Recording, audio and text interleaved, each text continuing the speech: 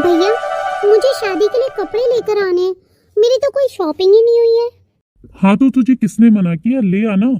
गौरव बेटा, कार्ड्स का क्या हुआ? मम्मी जी, आजकल तो सब ई कार्ड देते हैं। ऑनलाइन सबको व्हाट्सएप कर दिया जाता है। मैंने अच्छी सी डिजाइन करवा ली है कार्ड की, मैं आपको दिखा दूंगी आज। पर बेटा, जो लोग बहुत खास है उन्हें तो खुद जाके न्योता देना होगा ना, उनको तो कार्ड भिजवाना होगा ना। हाँ माँ, उनको कार्ड बिल्कुल भिजवाना है, इसलिए मैंने 100 कार्ड प्रिंट करने के लिए दे दिए हैं। बाकी सबको हम व्हाट्सएप करके ही बोल देंगे और आप दोनों को मैं लिस्ट बता दूंगा और आप लोग फोन कर लीजिएगा। बेटा ये चीज तो बहुत बढ़िया हो गई है वैसे, क्योंकि मुझे आज भी याद है तेरी शादी के अंदर मैंने घर घर जाके कार्ड बांटे थे, उसमें मैं बहुत परेशान हो गया था। और दूसरे के घर पे जाने पे बस एक ही जिद सबकी, चाय पियो चाय पी लो। भाई कितनी चाय पिएगा एक आदमी। हाँ पापा, ये तो आप सही कह रहे हैं, इसीलिए ई कार्ड करवाए मोस्टली लोगों के लिए। जो बहुत क्लोज्ड है उनके लिए मैंने 100 कार्ड करवा लिए। वैसे तो अपने 100 कार्ड भी ज्यादा ही रहेंगे, अपन मोस्टली को फोन के ऊपर ही बोल देंगे, पर फिर भी ठीक है, 100 कार्ड तो करवा ही लेता हूँ। अरे भाई, क्या बात हो रही है? कुछ नहीं बुआ जी, कार्ड्स के बारे में बात हो रही है। हाँ तो उसमें क्या बात करनी है? ला ले आ 10-11 डिजाइन है, पसंद कर लेंगे हम सब बैठ करके। बुआ जी, आज के समय में कौन कार्ड्स खरीदता है? सब अपने व्हाट्सएप फोन पे ही दे देते हैं। व्हाट्सएप पे कार्ड दे दोगे? अरे भाई, हम खानदानी लोग हैं, दूसरे का सम्मान करना जानते हैं ना कि अपमान। ये क्या नई रीत लगा रहे हो तुम लोग? छोटू, तूने तो कहा था तेरा बेटा समझदार हो गया है, पर ये काहे का समझदार है? ये तो टोल रह गया अभी भी। दीदी ऐसी बात नहीं है, आजकल ऐसा ही होता है। अरे आजकल तो सब कुएं में जाके गिरते हैं, तो क्या हम भी गिरेंगे? तू एक बात सोच तो सही, हम लोगों को व्हाट्सएप कर देंगे, फोन कर देंगे, और क्या बोलेंगे हम? कब कब प्रोग्राम है, याद कैसे रखेंगे वो? भाई लिखित में होता है तो याद भी रहता है ना। बुआ जी, अब समय ही कहाँ है किसी के पास में इतना कि घर घर जाके कार्ड बांटे। और आपको याद है ना, भैया की शादी में पापा कितना परेशान हुए थे, और पापा की तो तबीयत भी खराब हो गई थी।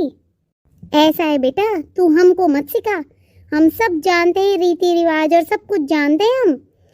कार्ड तो आएंगे और सबको बांटे भी जाएंगे। ठीक है जीजी, तो कार्ड बांटने की जिम्मेदारी आपकी है, मैं तो नहीं बांटूंगा। मैं क्यों बांटूंगी? मैं कहाँ जाती फिरूंगी और किसके साथ जाऊंगी? क्यों? ड्राइवर लगा दूंगा मैं आपके लिए। हाँ ठीक है, फिर मैं बांट दूंगी। भैया, बात क्या हो रही थी और कहाँ पहुंच गए आप? भैया, मुझे 20,000 रुपए चाहिए, शादी में मुझे कपड़े लेकर आने हैं।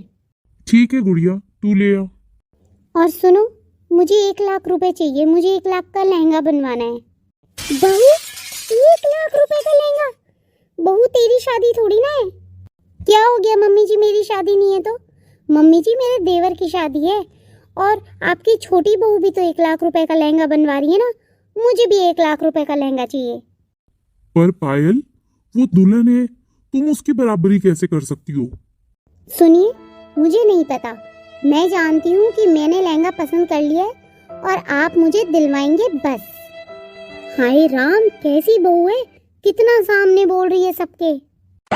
अरे गौरव, तू संभालता नहीं है कि अपनी पत्नी को? कितना सामने बोल रही है, देख। गौरव बेटा, तू परेशान मत हो, मैं बहू को समझा दूंगी, ठीक है? तू ऑफिस जा अब। ठीक है मम्मी। और मम्मी, मैं आपको कुछ कैश और क्रेडिट कार्ड देकर जाऊंगा, आप उससे जो भी शॉपिंग करनी है, जो भी लेना है, ले लीजिएगा। हाँ बेटा, ठीक है। छोटू, मुझे तो बात समझ नहीं आई, तेरी बहू को तूने इतनी छूट दे रखी, इतना सामने बोलती है। मैं नहीं समझ पा रही हूँ भाई उसकी ये हरकतें। मेरे को नहीं पता है, तू समझा लेना उसको, इतना सामने ना आए वो, नहीं तो मैं मेरे ढंग से समझाऊंगी उसको। और भाभी, तुमसे ना समझाया जा रहा इतना सा अपनी बहू को कुछ भी? नहीं दीदी, मैं समझा दूंगी, आप परेशान मत होइए। शुरू से ही डरा के रखा होता ना तो इतना सामने नहीं आती वो। बेटा, तू जा और भाभी को बुला के ला। और सुन, तू अंदर ही रहना, बाहर मत आना, हमें उससे आज कोई जरूरी बात करनी है। ठीक है पापा। मम्मी जी, पापा जी, आपने बुलाया मुझे? हाँ बेटा, बैठो। हाँ पापा जी, बताइए। बेटा तुम्हें कितने के कपड़े चाहिए?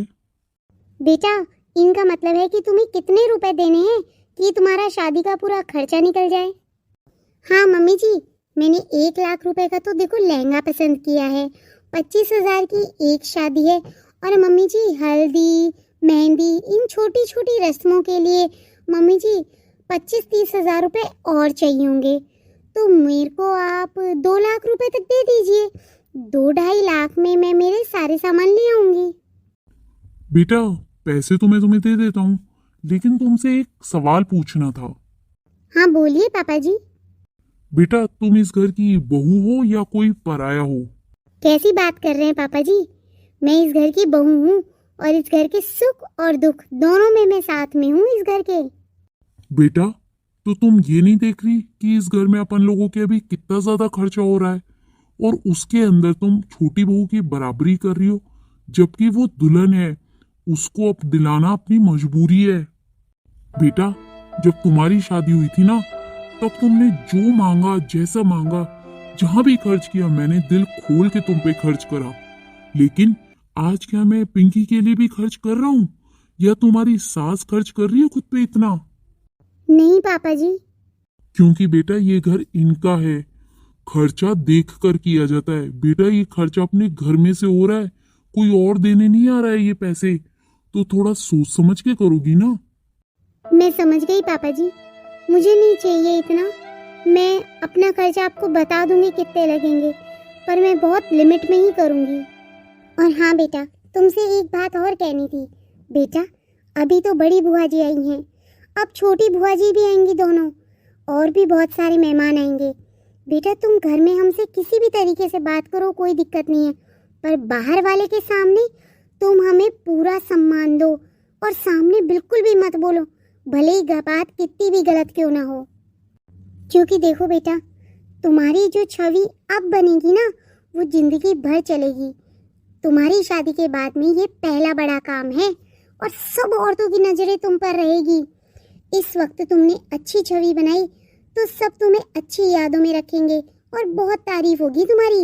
और अगर तुमने गंदी छवि बनाई ना बेटा, तो तुम्हारी हर जगह बुराई हो जाएगी, और फिर मैं कितनी भी तुम्हारी तारीफ करती रहूं, लेकिन लोगों की नज़र में तुम एक गंदी बहू ही बनी रहोगी। तो अपनी जुबान पे काबू रखना। अब देखो बेटा, जैसे बुआ जी को ही ले लो, अभी बुआ जी ने कितना गुस्सा कराया हम पे, पता है तुम्हें? उन्होंने कहा है हमने तुम्हें छूट दे रखी है। बेटा तुम क्या चाहती हो, हम गंदे सास ससुर बन जाएं? जब हम तुम्हें बेटी की जैसे रख रहे हैं, तो तुम भी तो हमें उतना ही सम्मान दो। मम्मी जी, मैं आपकी बात बहुत अच्छे से समझ गई हूँ, और अब मैं इन चीज़ों का बहुत ध्यान रखूंगी। बस बेटा तुझे यही समझाना चाहते हैं कि घर की बात घर में, और कमरे की बात हमेशा कमरे में ही रहनी चाहिए, बाहर नहीं निकलनी चाहिए। बेटा हम घर में एक दूसरे के साथ कैसे भी बात करें, लेकिन बाहर वाले के सामने हमें एक दूसरे को पूरा सम्मान देना है। जी मम्मी जी, मैं आप लोगों की बातों का मतलब बहुत अच्छे से समझ गई हूँ, और मैं गलती पे थी, मैं अब ध्यान रखूंगी।